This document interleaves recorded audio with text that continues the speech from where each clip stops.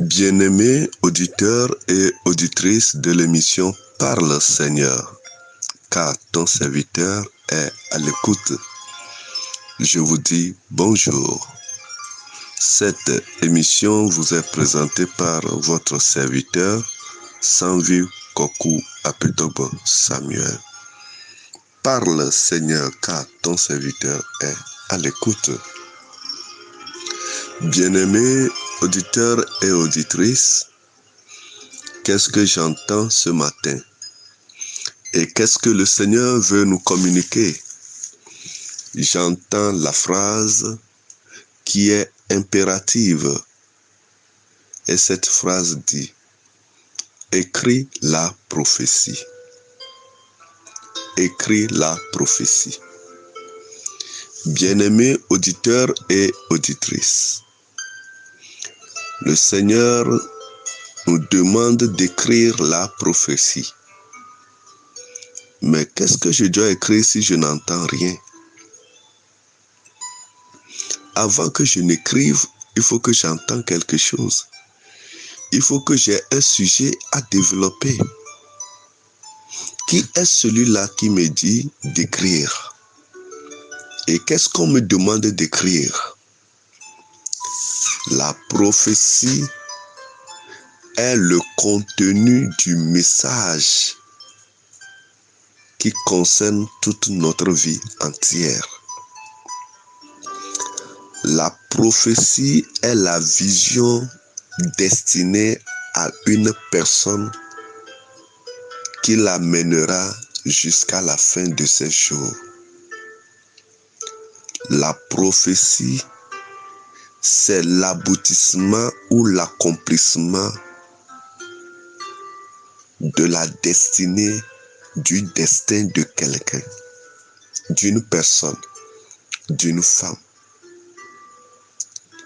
Lorsque vous connaissez la prophétie liée à votre être tout entier, alors vous pouvez rentrer bonnement dans votre destinée. La prophétie est au-delà des choses qu'on voit, des choses qu'on prophétise. La prophétie, c'est le pourquoi Dieu t'a envoyé dans ce monde. Écris la prophétie. Tu dois chercher la prophétie avant de l'écrire. Pourquoi suis-je né? Pourquoi suis-je né dans tel endroit, dans tel endroit, dans tel endroit? La prophétie concernant Jésus-Christ a été écrite.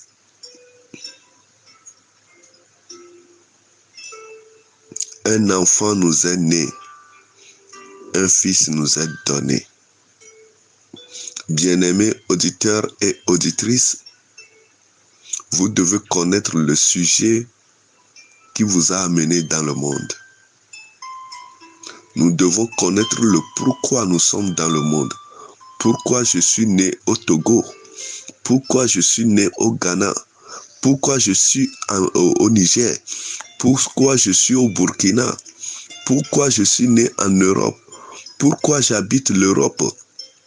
Pourquoi je suis aux États-Unis? Quel est mon destin? Nous devons chercher la prophétie. C'est pourquoi le ministère prophétique est très important. Dans cette recherche de notre prophétie, il y a ce que nous appelons la vision, le rêve, le songe, des prophéties, c'est-à-dire des paroles parlées, des situations qui nous amènent à réfléchir. Dieu accorde la vision à tout le monde, ou bien presque tout le monde. La Bible nous dit Dieu nous parle tantôt d'une manière, tantôt d'une autre. Mais c'est l'homme qui n'arrive pas à discerner la voix de Dieu ou bien le langage divin. Quel rêve as-tu eu? La vision parfois se révèle dans nos rêves. La prophétie plutôt parfois se révèle dans nos rêves.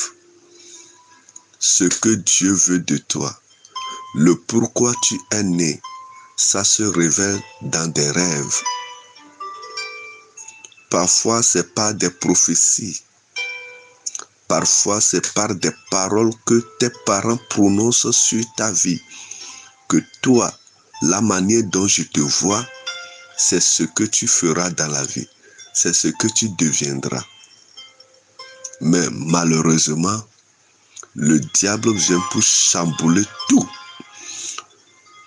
Le diable vient pour mettre notre vie en désordre, nous déséquilibrer. Mais je crois qu'avec Jésus, tout peut se remettre à l'ordre. Prenons la parole de Dieu dans Habakkuk chapitre 2. Habakkuk chapitre 2, versets 2 à 3. Là, il est écrit: L'Éternel m'adressa la parole et il dit: Écris la prophétie, grave-la sur des tables, afin qu'on la lise couramment. Car c'est une prophétie dont le temps est déjà fixé. Elle marche vers son terme et elle ne mentira pas. Si elle tarde, attends-la, car elle s'accomplira. Elle s'accomplira certainement. Avez-vous reçu une parole prophétique? Avez-vous un rêve? Dieu vous a-t-il communiqué une vision? Avez-vous reçu une inspiration? Ou avez-vous été touché par une parole de la prédication d'un homme de Dieu? Alors, le Seigneur te conseille d'écrire la prophétie. Lorsque la parole te touche personnellement, ça devient pour toi une prophétie. C'est à toi d'écrire la prophétie. Pourquoi dois-je écrire la prophétie? Je dois écrire la prophétie pour la lire couramment. Tu dois écrire la prophétie d'une manière à la lire. On dit: écris la prophétie, grave-la sur des tables, afin qu'on la lise couramment. Nous devons écrire la prophétie et la garder dans un agenda, dans un cahier de journal. Nous pouvons l'écrire et la mettre dans un endroit sûr et protégé. Car la prophétie tient toute ta vie. Écris la prophétie et lis-la. Je dois écrire la prophétie pour la lire. C'est la première des choses. Je dois écrire la prophétie pour me rappeler de ses contenus. Je dois écrire la prophétie pour être en éveil et veiller sur ce que la prophétie dit. 4. Je dois écrire la prophétie afin de pouvoir prier à propos de ses contenus. 5. Je dois écrire la prophétie pour prophétiser. Lorsque vous recevez une prophétie, en ce moment-là, Dieu fait de vous un prophète. C'est-à-dire, vous devenez votre propre prophète à cause de la parole parlée, à cause de la parole qui est sortie, à cause d'une parole inspirée qui vous a touché personnellement. Alors, en ce moment, vous commencez par prophétiser. Vous commencez par déclarer ce que cette parole dit à propos de votre vie. En la déclarant, en la prophétisant, On dit que vous êtes votre propre prophète. Car c'est une prophétie dont le temps est déjà fixé. Elle marche vers son terme et elle ne mentira pas. Si elle tarde, attends-la, car elle s'accomplira. Elle s'accomplira certainement. Vous devez attendre, espérer la prophétie, car son temps est fixé. Ce n'est pas une prophétie qui est donnée en l'air. Il y a un temps pour toutes choses.